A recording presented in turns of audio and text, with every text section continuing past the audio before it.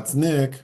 And that's Joseph. And today we're here to talk about Dogman, the 18th film directed by Luc Besson, which premiered in competition at the 2023 Venice Film Festival. It is being released courtesy of Briarcliff Entertainment in limited release on March 29th, 2024, before it expands theatrically on April 5th. I know I've seen a Luc Besson film. Yeah, you've seen many. He's one of the godfathers of the cinema du look movement of the 80s. So some of those bigger titles are Subway and the Big Blue, but you're probably more familiar with his 90s work, which is probably his best period with films like La Femme Nikita, The Professional, The Fifth Element, The Messenger, The Story of Joan of Arc. Lately, he's had films that haven't been quite as successful, like Lucy with Scarlett Johansson, or Anna, or Valerian in the City of a Thousand Planets. What is this movie about? A boy bruised by life finds his salvation through the love of his dogs. What is your pull quote? A captivating Caleb Landry Jones elevates Besson's ridiculous, often risible narrative to the dizzying heights of grandiose delights. Mine. Feeling like a mashup of Silence of the Lambs and Benji Goes to Hell, Caleb Landry Jones' fabulous performance makes this odd bird a pleasant surprise. It's definitely an odd bird, and I feel like I was one of the few that was really championing it at all out of the Venice Film Festival, where it was not very well received. Really? I think I loved this movie. Yeah, I think immediately developed a crush on this film. And again, I don't know that I think all parts of it work, especially with the abusive backstory that is very over the top in the tradition of A Child Called It. But Caleb Landry Jones is I fell in love with that character. We can talk about it, yeah. The film opens with a line, wherever there is an unfortunate, God sends a dog. So what is this story about? It opens with Caleb Landry Jones, whose character's name is Douglas, dressed in Marilyn Monroe drag, and he looks tattered, driving a U-Haul truck, and the U-Haul truck is filled with dogs, and we see that he's been pulled over by the police and taken to jail. Then we see a county psychiatrist get called in to go deal with Douglas. I think because he seems like an oddball and they're not clear on Douglas's gender. So they bring in this psychiatrist who's played by Jojo T. Gibbs of the movie Fresh. So what do we know about Caleb? Basically, he was horribly abused as a child, which we can get to. But during that period, developed a very strong attachment to dogs. And it almost feels like it has a supernatural angle to it, because he's claiming he doesn't train these dogs, but the dogs understand him. And we see that they do. But the coincidences that led to him being arrested are many, because he was using the dogs to steal jewelry. So an insurance adjuster, which we need to talk about, but he ends up having his dogs kill the insurance adjuster. Then there is a local gang lord who is harassing one of Douglas's friends. So Douglas sends his dogs to basically send a message like, leave my people alone. And of course, later on, the drug lord comes to exact revenge on Douglas, and Douglas has his dogs kill, it was an amazing scene, but the dogs kill all the gang members and the gang lord. So that's what's led to his arrest. But that feels like the middle of the story, because then we get Douglas talking to the psychiatrist, and that's how we learn all about his childhood.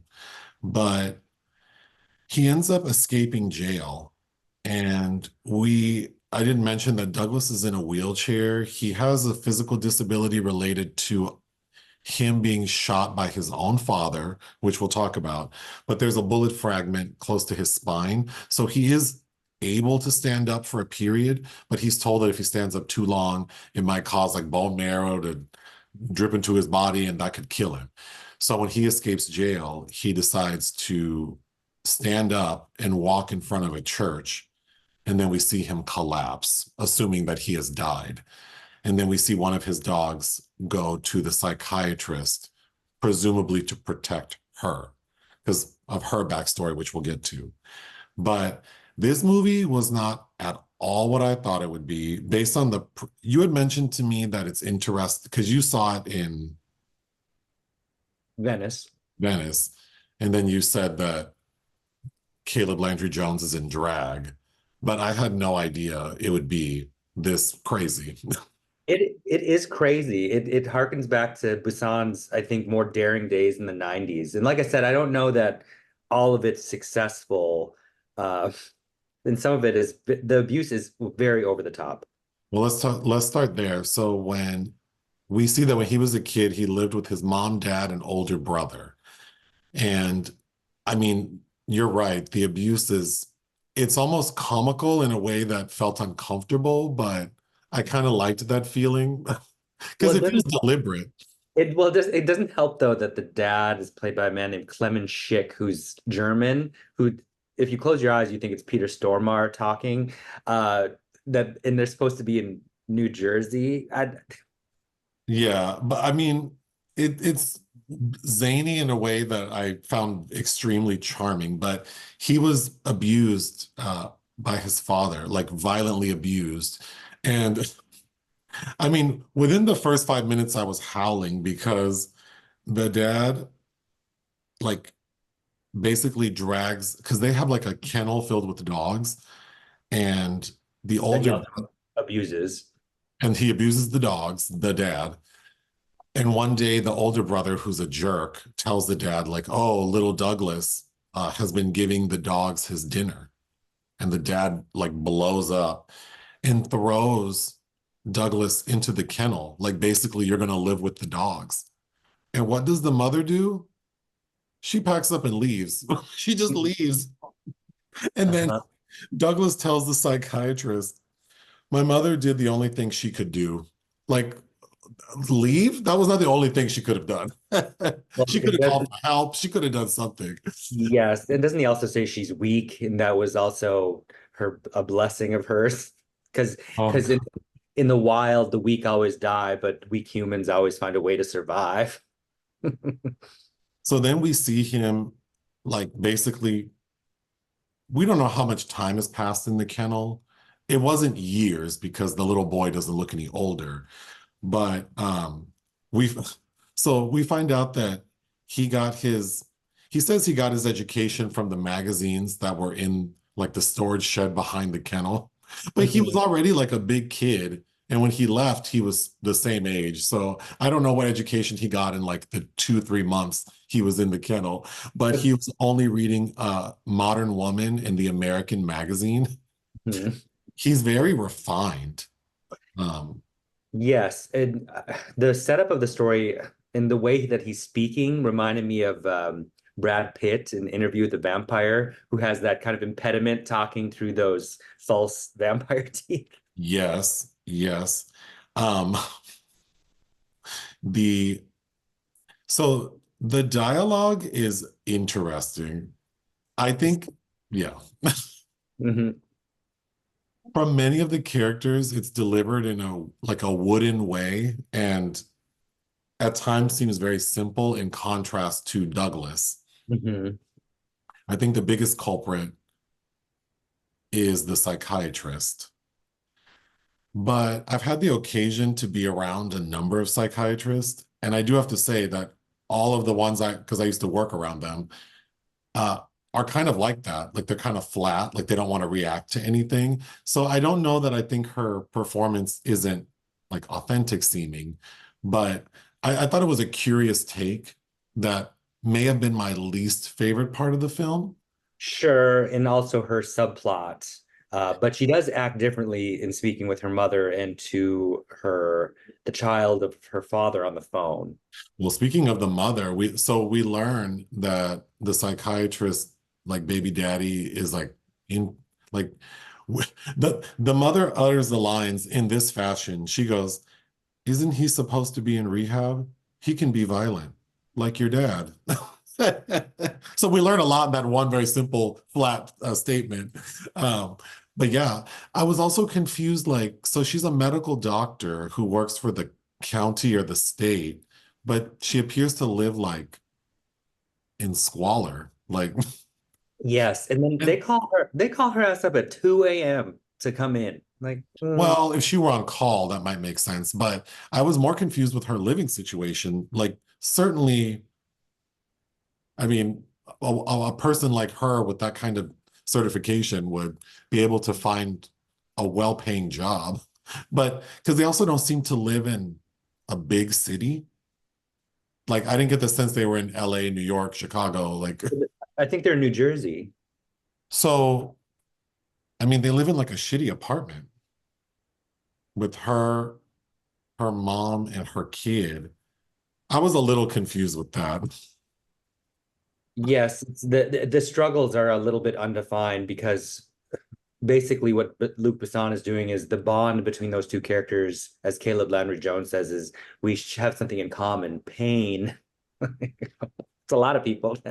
Well, we also find out that, yeah, that we assume that the psychiatrist's dad was maybe abusive to her, and that's how they're connecting.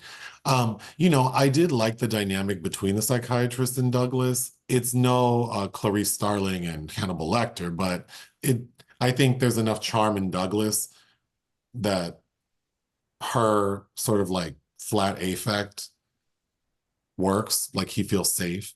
Mhm. But getting back to his childhood, the brother, so the dad seemed odd, like he has this German accent with like, and they're in like on the East Coast. And then the older brother is like super religious, and his dialogue and delivery is very interesting. Interesting is a nice way to put it. I think that's where Besson gets the most heavy-handed is with the subtext about Douglas being kind of a Christ figure because, God spelled backwards is dog. And at one point, we literally get that because the brother hangs a banner over the kennel where the boy is locked up that says something in the name of, I think it says in the name of God, That's but right. Yeah. the way that Douglas sees it, it's God spelled backwards. Yeah. Um, the seeing the dad and the older brother together, there's a scene where they're kind of holding each other. Um, and that's when they get arrested. Because we'll get to how the dad and the son get arrested, but they're both sitting like in a big chair, like awaiting arrest. And I thought the two of them, I'm imagining they're maybe not that far apart in age, but I thought they looked like they could be a couple. They're both nice looking people, but the way they looked together, it made me laugh. Um, so of course, who doesn't love dogs? I didn't think these dogs are well trained, like whomever handled these dogs in the film did a fine job with them doing what they needed to do. Although some characters react to the dog like they're afraid of them. And I never thought any of the dogs looked scary or acted like they were going to be violent for the characters to react to them as such. Mhm. Particularly, there are two big dogs that have that, like, they look like they have dreadlocks, those two white dogs. Uh-huh. And I thought, like, the way people react to them, it made it seem like they were monsters. Whereas I feel like if you saw dogs like that, you would think, like, oh, what an interesting dog. I would think luxury. Yeah. So, but I think that adds to the curious nature of the film. Um, okay, so the scene where Douglas confronts the gang lord. So he lives, when we meet him as an adult, he lives in this big, like, warehouse. Well, I think was it an abandoned school? He's squatting, He's technically. squat. You're right. He's squatting in some sort of like commercial building, and he has all these cameras set up, and it would appear that he trusts people to do things for him because of his limited mobility. So at one point, this young man named Juan shows up, and Douglas lets him in, and Juan explains, like, I need your help. That lady, I think her name is Martha. Oh yeah, she does my laundry or something. Yeah, she needs your help. But before he asks for help, this boy, he walks in with like a little messenger bag, and he's like with this bag the entire time. And all of a sudden he goes, oh, I found this dog. And he pulls out this big ass dog from this bag. It felt like when a magician pulls a rabbit out their hat. And then of course, and the dog is like injured, it has like a broken back leg. And of course, Douglas wants to take care of it. And he's like thanking Juan. And Juan says, well, in return, could you help Martha? Because Martha's being taken advantage of by the gang lord. So I thought the scene where so Douglas dresses up in drag as like a widow and goes in front of where the drug lord or the gang lord hangs out and has his dogs run into the bar. And one of the dogs is holding a cell phone, and the other dog runs into the bar and bites the drug lord's name is El Verdugo, which I think means the executioner, bites him like in the genitals, like just enough to scare him. And then he's on the phone with Douglas, and Douglas is telling him, if you don't promise to leave my friend alone, my dog is going to bite your genitals off. But he's fashioning it as like, if you want to have kids, you're going to do what I say, which was, I mean, that was such an insane scene. Yes. And then the dogs just both run out and no one stops them. That's exactly what I thought. Like, no one's going to follow these dogs. Yeah. Oh gosh, whomever did the makeup for the boy in the kennel, I thought did a fabulous job because when I saw that boy's face, I was howling. He looked crazy as hell. Oh, so little Douglas is living in this kennel, and one day his older brother, who's a jerk, and again, I don't understand why he's so religious because like where did he get this from? I mean, I could say that about many people, but yeah. Sure. But he notices that there are puppies in the kennel, and he's like, I'm going to tell Dad. And then Dad comes out with a shotgun with the intention of killing the puppies, which of course is horrifying. And the dogs are barking, and Douglas is screaming in a really creepy way. And the dad shoots the son. But I thought that scene was so insane because the way the dad shoots the son and Douglas flies like 10 feet. So you would think he shot him in the chest. Well, it was a shotgun. But no, but he didn't hit his body, he hit his finger. He shot off his pinky finger, and that caused him to like fly 10 feet into the air. But then he puts the pinky in a baggie and gives it to one of the dogs and points to a picture in a magazine, go find the cops. Oh, I mean, I think this is why I love this movie. So much about it is crazy that I believe that it was all on purpose, and that's why I love it. But yeah, and it's also giving like Benji Lassie vibes. Like this little dog has never left this kennel, and he shows the dog a picture of a cop car on a magazine. Granted, that cop car looked like it was like 20 years older than whatever would be on the street. And he gives the dog the little finger in a Ziploc bag, and that dog runs across town, finds a cop car. And then convinces the cops. The cops followed the dog back, which to me, that's the greatest suspension of disbelief, is thinking that the cops would put that together. But well, I was howling before that when the one cop goes, it looks like he's trying to tell us something. Like, This little dog on your hood with a bloody finger in a bag. And yeah, they follow this dog all the way across town. And that's when the dad and brother get arrested. It's also during this period where we learn that Douglas's condition, like if he tries to walk too much, he could die. But I wanted to mention, I think that scene with the dog and the finger and the cops should be the scene they use if this gets nominated for an Oscar or a Razzie, because I just thought I've never seen something so crazy. oh, it definitely is not going to get an Oscar nod. But we find out the dad gets 20 years in prison and the brother gets 12. But then he says his dad committed suicide 2 weeks after he was caught. So that means that his trial and sentencing all happened in 2 weeks. It's so nonsensical that I don't know. You know why I think I love this movie? Because if I had to write something, I feel like it would be like this.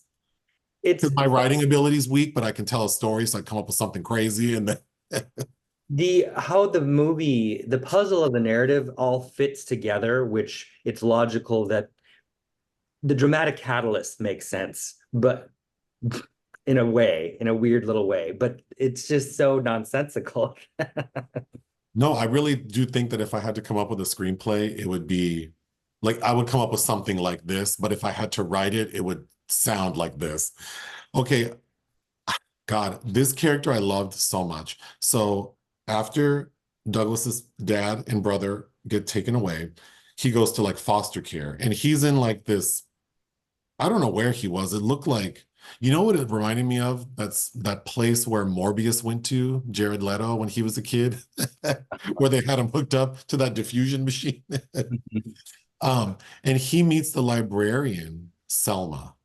Salma, she's like, I'm going to introduce you to Shakespeare and change your life. Oh my God. Selma, the librarian, and the way she squeals about him liking to read and introducing him to Shakespeare was the most like, it was like the sweetest thing you've ever seen.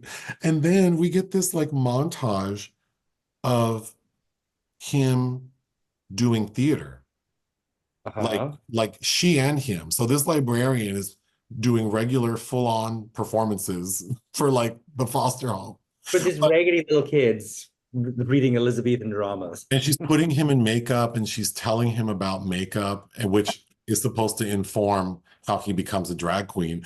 But I wrote down that this librarian, this lady librarian, made him a cross-dresser, which I think is funny because we're so worried about drag queens grooming children, and the damn librarian made him a cross-dresser. But I thought that though, like that sequence and the quality of the production, because there's just so much going on. Like we're in this like abandoned warehouse that looks like something out of a Saw movie. And then we get like the Shakespearean section where it feels like we're in some sort of fantasy. And yeah, so and then it also feels like a procedural at times with him in the jail talking to the psychiatrist. Um, then the psychiatrist asks Douglas, have you ever been in love? And he says once. And that's when he tells the story of the librarian. And then we find out that, like, after he left that foster home, he lost contact with her. But he found out that she was on Broadway. So this librarian made it onto Broadway. And she's like the star of a show on Broadway. So now that, He'd made a scrapbook of all of her yes, in the paper because he followed her even though they lost contact. yeah. So that was creepy because he shows up one day to see her show and he goes backstage and she's so delighted to see him and he hands her the book, and the look on her face I thought was so good because I couldn't tell if she was horrified or touched, and it seemed like she was both. Uh-huh. But she tells him it's like the best gift. She goes, this is the best gift I've ever been given in a long time. Like, which one is it? Like, that doesn't go together. But then this handsome adult man walks in and she's like, oh, this is the director and my husband, and we're pregnant. and we're pregnant. And man, the look on Douglas's face, he was cracked. He was really cracked. And then him responding to them is like, he's so heartbroken. And then when he goes back home to like the kennel, he loses it. He like destroys his wheelchair and passes out, and the dogs break out of their kennels to help him. And at this point, he's working in it's the kennel's like an animal shelter he's working in initially. That's how he meets all the dogs. That's my next point. So he's like the manager of a kennel that the state is funding, but then we find out that there have been major cuts and they're going to close down the kennel on Monday. So over the weekend, Douglas takes all the dogs and starts squatting somewhere. But we hear more than once that the facilities where he's keeping the dogs are like rancid. Like they're in poor repair, they smell horrible, the city's getting complaints. That was confusing to me, like someone who loves these animals so much and is so resourceful and intelligent, like he's able to figure out all this other shit. Why can't you keep your kennel clean? Like that was confusing. Is some of that just exaggerated because they needed to say something? You mean the people from the state? Yeah. Yeah, but remember when the thugs or the gang members show up, they also say like it stinks in here. Like it's Well, but people that have a lot of animals in their house that love them and do you know what, that's true. Because even like the SPCA smells like dog. That's Yeah. when you have animals in an enclosed space like that. There's still dog smell. Yeah, that's true. I guess I was just surprised when you first see it, like, oh, he loves these animals so much and it looks horrible in here. Okay, then if all of this isn't like crazy and satisfying enough, then one day, well, first of all, we get a montage of Douglas looking for work. And the montage, the song playing over it is the Eurythmics' Sweet Dreams. Uh-huh. And Douglas is going from place to place, car wash, laundromat, restaurant, trying to get a job. And I don't know what he's doing, or like he has a piece of paper and he's like handing it to every person, and then they hand it back saying, "Oh no, that job's not available." Well, his resume, I'm assuming. Is that why I'm is ass- it all folded up and dirty? And well, you know, I just thought that was the most curious way to show someone interviewing, which made me think that whomever made this movie probably hasn't had to interview for a job in many, many decades because if ever. Well, you certainly. if ever. Mhm. But then we're playing the Eurythmics because that segues into a stage performance to the song. And let me ask you, when we see the drag performer performing Sweet Dreams by the Eurythmics, so we have someone who's supposed to be Annie Lennox. Mhm. Did that person not look like Joey J to you? Yeah, actually. To the point where I looked it up. Like, so I looked up the drag artist in the film because I thought that has to be Joey J. It's not. But then we get the most fabulous scene where Douglas in his wheelchair rolls into like a drag show rehearsal. And this is not like a little bitty bar. They have like a full stage. And there are all these impersonators. We have Madonna, Cher, and these are like solid drag queens. And the person running the show is like, "Oh, you're looking for that job? We already filled it. It was for like a bar, like bar staff." And Douglas says, "No, I'm a performer." He says, like, I know all of Shakespeare by heart and I can sing, like I memorized all these songs. But the line that took me out is the guy running the show. He tells Douglas, this man in a wheelchair, he says, "People come here to have fun, not watch some cross-dresser in a wheelchair." Yep. My God. My God. But I got emotional because he's really saying, like, like, I can do this. And then the other queens are like, because, So so that man is based on RuPaul. well, then the guy says, like, "You can't even stand up." And he's like, "I can." And then he does. And all the queens are like, "Oh my God." Like, this queen just got up out the chair. You have to give her a shot. And then we get what I thought was a really emotional performance because To at Edith this Piaf. point, yeah, to Edith Piaf, because at this point all the queens are friendly with him. So they're saying, "We'll help you, like we'll wheel you to the stage, and then you walk up to the microphone, and then we'll get you." And he's like, "You have to promise to get me because I can't stand up that long." And I thought Caleb, Mr. Jones, gave a very, I think he would have won that lip sync. Yeah. But That then of it, course, yeah, yeah, it's impressive. It's like a kind of weird movie magic that is really rare. That it's yeah, so unexpected. yeah. Then we see that uh, I don't. I mean, I'm assuming he needed the money, but he has his dogs steal. Like so these dogs are breaking into rich people's homes and stealing jewelry. Specifically, this woman, the aristocrat woman, one of the dogs steals her very fancy necklace. That's Marisa Berenson, the She, model slash actress in films like Cabaret and Barry Lyndon and I Am Love. You know, the sister of Beryl Berenson, who was married to Tony Perkins. yeah, so she's Oz Perkins' auntie, I think. Yeah. Yeah, yeah, I was reading about her because I thought she was so fabulous. So like Mhm. whatever that lady was presenting in that movie, like that is her life. Uh-huh. Yeah, The house, basically. the fancy house she was in this movie probably isn't half as nice as her actual house, but I thought she was captivating. But then here's where we get to what I thought was so damn crazy. So the insurance adjuster decides that he's going to be a detective. And he goes to, because he's investigating, like he's looking at all these video recordings and all the burglaries, and he puts two and two together and figures out that these dogs who are stealing belong to Douglas. So the insurance adjuster, well, first the insurance adjuster tries to be slick and goes to the drag bar and asks Douglas out on a date. That is one of Landry Jones's best scenes because I love how he's doing Marlene Dietrich at that point. Yes, And then yes, this, how he is trying to navigate Christopher Denham is the yes. insurance salesman. How he's trying to navigate this man who seems really disingenuous is pretty damn good. I thought it was excellent. Also, I didn't get the sense that Douglas is gay. So I No. think so I thought part of him is trying to be courteous and also flattered, but then like I don't trust you, period. I thought that was so well done. Mhm. So after that doesn't work, But I like how one of the drag queens is like, "Oh, you got a flower," and he goes, "How often does this happen to you, Caleb and she Jones?" goes, A lot, actually. yeah. It reminded me of when Naomi Campbell was a witness for the Blood Diamonds trial. Oh And God, and Mia Farrow is all like, And the one of the attorneys asked Naomi, like, how often does someone give you diamonds? And she's like, all the time. Like, "Yeah, I'm that's Naomi right." Campbell. I get extravagant gifts all the time.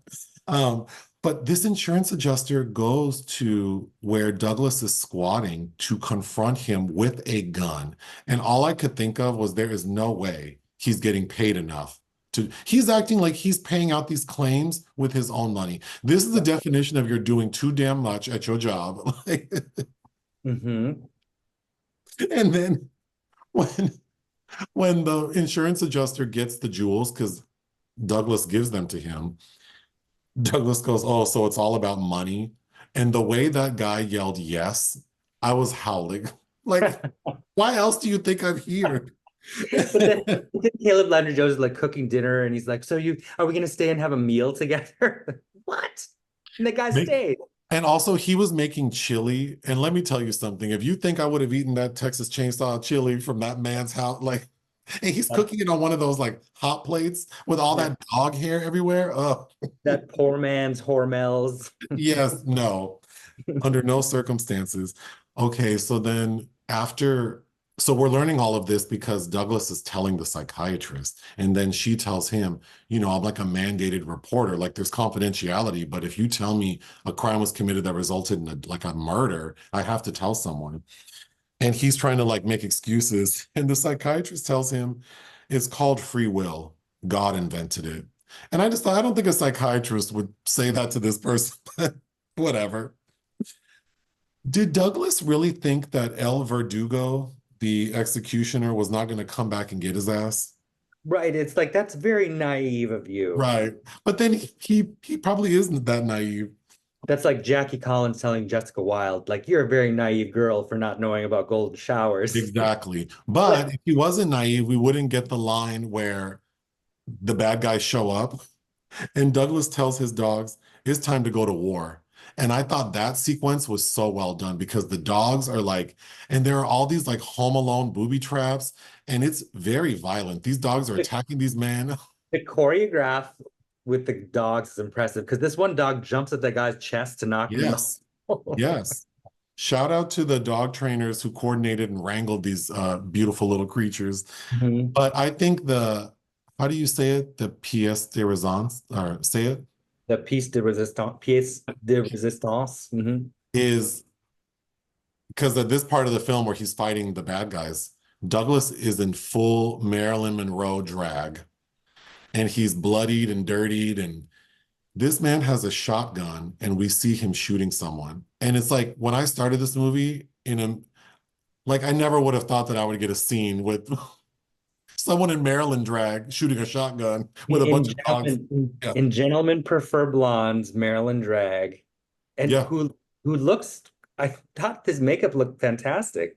Oh, I'm so glad you said that because I forgot to write that down. He is fully snatched because we Yeah, see that he's wearing the tapes and whatever drag queen did his makeup. Because the scene where when he goes to earlier on, when he goes to send a message to El Verdugo, and he's in like he's like grieving widow drag. When he gets back home and takes off his veil, I thought he looked fantastic. yeah, he looks And I really was trying to good. think who he reminded me of. It was kind of like like I almost was getting like Gina Gershon. Angelica Houston in the late Yes. 80s. Yeah. I thought he looked fabulous. And then when we first see him in his Marilyn Monroe drag, he snatched. Like Yeah, it's just good. the characterization for Douglas is so good. It's just too bad this film won't be really beloved by anyone, but because I want more. Like that's what I was left feeling with. Well, I thoroughly enjoyed this film. I would highly recommend it. Um, before we end, you had touched on sort of this idea of like Douglas being a Christ figure, and then him at the end, like, so at the end, when he escapes the jail with the help of his dogs, he gets out of his wheelchair, he stumbles over to a church. And I thought it was a really beautiful shot because what we see is Douglas with his dogs surrounding him and the shadow of the cross over him. I, I, it's a little like, this shit is crazy, but I don't know. It really, really worked for me.